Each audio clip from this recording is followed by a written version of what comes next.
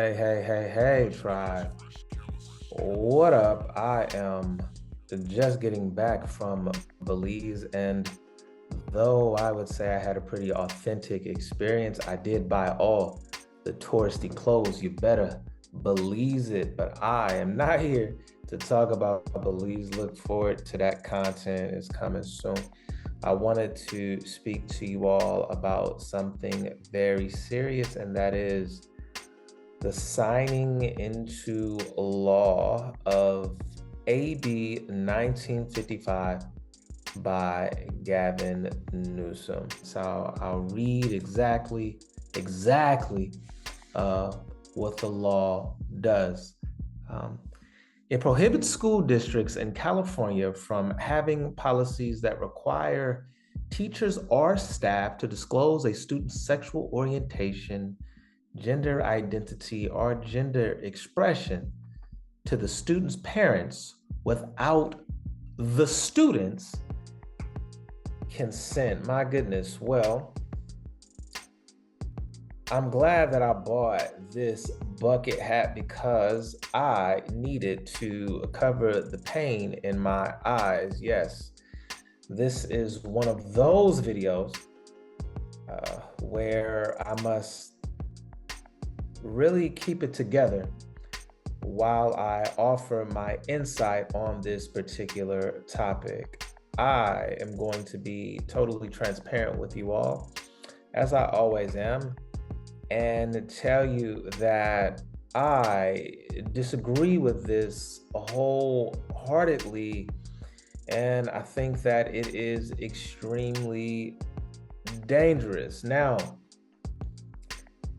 proponents of AB 1955 are saying that it protects the transgender student. I am a person that works with students in the state of California, as many of you already know. And I'm going to say it is not about that protection of students, it is about fascism. It's about fascism. And California has become a fascist state. There is no becoming, and it is in danger of once being a fascist. It is a fascist state run by the autocrat named Gavin Newsom. And I say this because what happens in a fascist state is the children don't belong to the families, they don't belong to the parents, the children belong to the state. And the state controls everything. I realize that it has become rather cliche since the year 2020 for one to quote 1984.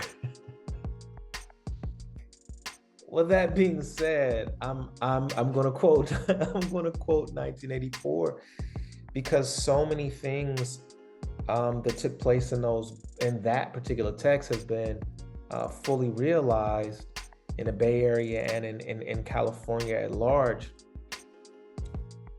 When I came back to teaching, because I took like a year sabbatical right when the pandemic happened, and I saw the things going on while I was on sabbatical. When I got back to teaching online, the first text that I thought to teach was 1984, because I thought so many things were Orwellian and weird in terms of the suspending of critical thinking, and people were saying things like, in terms of this pandemic, in terms of COVID, the worst thing that people can say is, I'm going to do my own research. People were saying that. People were criminalizing research and individuality and all of those things that I hold, all of these things that I hold very dear. And I said, oh, this is haunting. I never thought that this could happen in my liberal state of California, and yet it happened. So I started reading 1984 with my students. I let them determine their own adventure, and they developed their own interpretations. But the reason why I was teaching it is because all the strange things that were happening in California, and this is another. So the quote goes like this. The quote says, in 1984, of course, is a dystopian universe. It's the land of Oceania, in which everybody must pledge allegiance to the government, to Big Brother. You cannot have a facial expression that is opposed to what Big Brother wants you to have. That is called a face crime. You cannot have a bad thought, nor can you express it. That is called a thought crime. You are totally controlled. But they, of course, don't start with adults. They start with the babies. They start with the indoctrination of the children through school. Quote, nearly all children nowadays were horrible. What was worst of all was that by means of such organization as the spies, they were systematically turned into ungovernable little savages. And yet this produced in them no tendency whatever to rebel against the disciple of the party, the discipline of the party. On the contrary, they adored the party and everything connected with it. All their ferocity was turned outwards against the enemies of the state, against foreigners, traitors, saboteurs, thought criminals. It was all almost normal for people over 30 to be frightened of their children. Now, I don't think that this will result in adults being frightened of their children. But the notion that the children pledge allegiance not to their parents who feed them and clothe them and who name them and who love them and who brought them into the world, that bond is sacrifice for the good of the state. And that is what is happening. You want to know what is happening with your child when your child is at school. If your child is having a hard time making friends, you want to know that. If your child is not eating his or her lunch, you want to know that. If your child is being a chatterbox and they aren't paying attention in class, you would want to know that. If your child comes into class smelling like marijuana, you would want to know that. If your child exhibits self-harm, right, in class, and maybe you don't see it because you're working and the child is in bed before you get home, but the teacher notice some marks on your child's arm, then it would behoove the teacher to work with you to assist the student to solve this problem. Because the school should be a part of the community. You cannot function as a righteous component of the community if you are keeping secrets with the student who is a minor, who can't get a tattoo or gamble or get married or make any other adult decision because they are a child. but you would allow them to control the gender that they are, that they go by. And not only that, you're going to say, we're just going to keep this between us.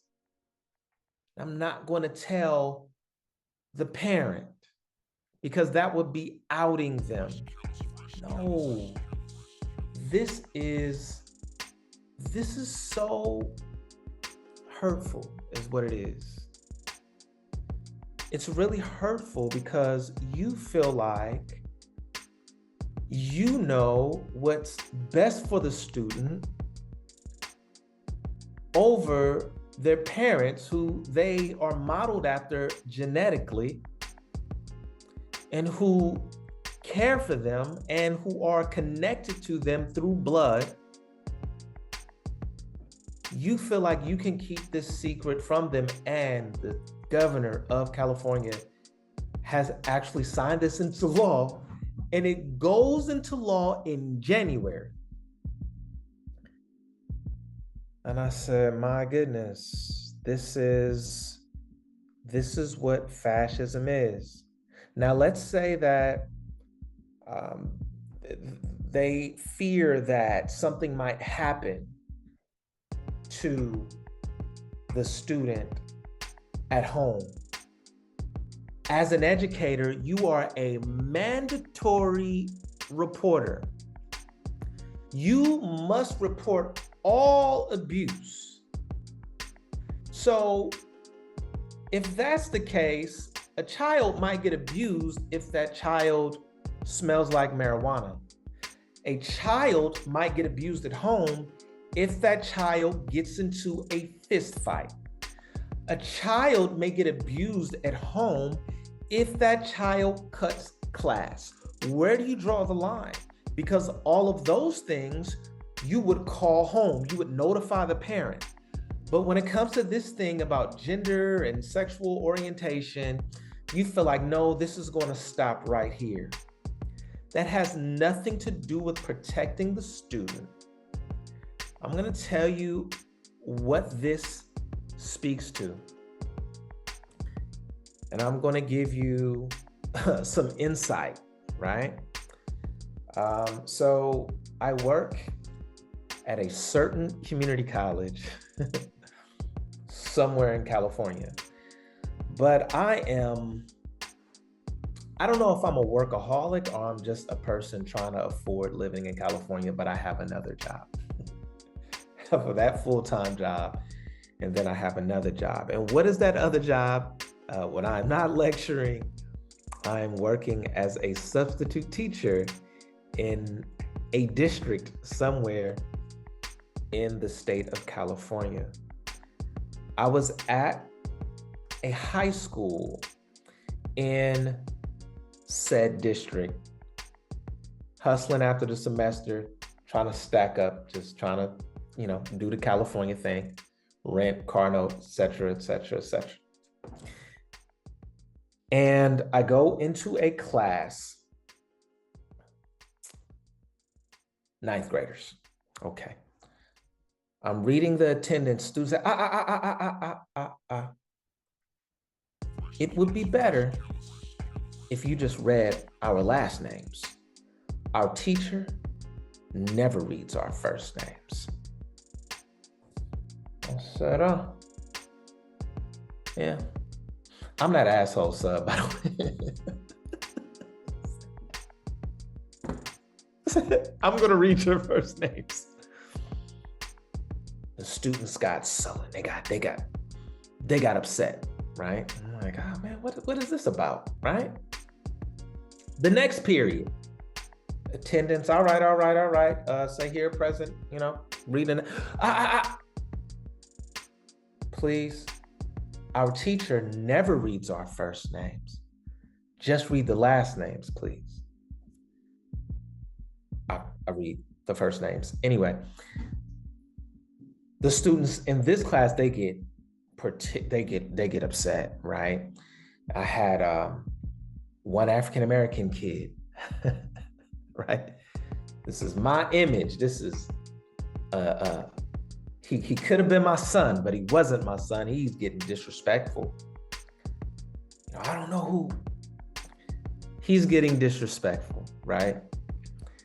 And I continue to read these first names. I thought about it, and I later found out that the teacher didn't want the first names read because the first names are gendered and the last names are not.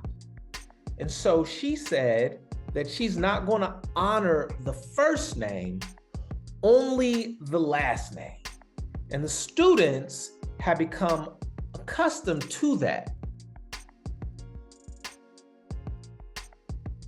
Do you know everything that goes into naming a child? Who names the child? The parents name the child. But she felt emboldened enough to bypass whatever the name that the parents gave the student, gave the child, to go out into the world and bypass that and just go straight to the last name, because she wanted to create a gender neutral environment. The state of California is creating transgenders. And they're creating them at the age where students are most vulnerable, most insecure, and most impressionable. I'm going to tell you another thing. This pronoun check-in, which has become mandatory in a lot of educational spaces, one might say that it creates a friendly environment for a student who may be transitioning, who may be gender non-conforming, etc. I'm going to tell you what I do and what I started doing in, this had to be, let's say 2016, somewhere around there. I had a student who was clearly a trans student, okay? So we do our little check-in first day. I say something, what do I say? Oh, your name, whatever it is you want us to call you, and something interesting about yourself, right? So in that space, if someone wants to say, hey, I'm trans, and cool, they can say they're trans, or hey, these are my pronouns, it's cool, like you can do that, but just something interesting about you. People talk about how many tattoos they have, people talk about the size shoe they wear, how many siblings they have, how many languages they speak, the countries they've been to, whatever it is, right? Just something interesting, okay, cool. All right, just a fun way to break the ice. So this particular student that was trans, they didn't say anything about, their gender or anything, right? Time goes on, and I give the students a lesson and all this stuff. I go to the student one-on-one and I said, hey, what pronouns do you want me to use with you? The student told me feminine pronouns. Cool, got it, I'm locked in. Okay, appreciate you, glad you're here. Bam. I spoke directly to the student that was trans, okay? And I gave everyone else the opportunity to say whatever gender they were whatever they want to share about gender, right? Okay.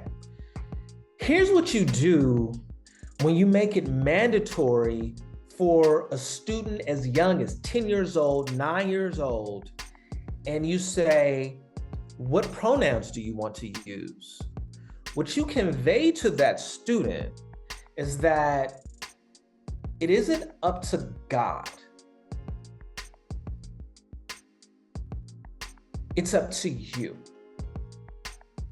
And what you choose to be now, you can change it later. It's totally malleable. If you are 30 years old, it might not make a difference. You're at a business conference, you're checking in for genders, that's cool, whatever. You know who you are, you've been through it, your identity is solid. If you're 9, if you're 10, if you're 11, 12, 13, 14, and you don't know who you are, you're still trying to figure out who you are, and you have an authority figure, a teacher, giving you an out and saying, what pronoun do you want to use? And every time it comes to you, you have to think about it. And if you're given that opportunity, and if you're going through something as normal adolescents go through, then one day you might choose they, them. Oh, okay. And if that teacher is locked in, then that teacher might say, oh, okay, well, let me come to this group. Welcome to the community. Come with us. And now the dynamic is between the student and the teacher. And they can now take them into a group with other queer people. And now it might not even be about what the student is attracted to or how the student identifies, but it can just be about that feeling of belonging. Like, oh my God, look, oh my goodness, I wasn't a jock. I wasn't a cheerleader. I didn't fit in at this lunch table. I didn't fit in at that lunch table, but I fit in here. And I want to be a part of this. And in that way, California is creating transgender students. I see this. I realize that people may look at this and say, I'm being extreme, but I've worked in education consistently, full time, for at least 12 years now. And I've noticed a significant rise in transgender students. And I've noticed literature and posters and all of a lot of trans ideology in elementary schools. I've seen this. When Gavin Newsom signs this thing into law, he knows exactly what he's doing, and it's not about the safety of the student. It's not about the protection of the student. It is about promoting a certain agenda. This AB 1955 is an awful, tyrannical act committed by one Gavin Newsom. Those are my thoughts. Those are my opinions. What do you think? Let me know. And don't get upset if I push back against the pushback. Peace, tribe.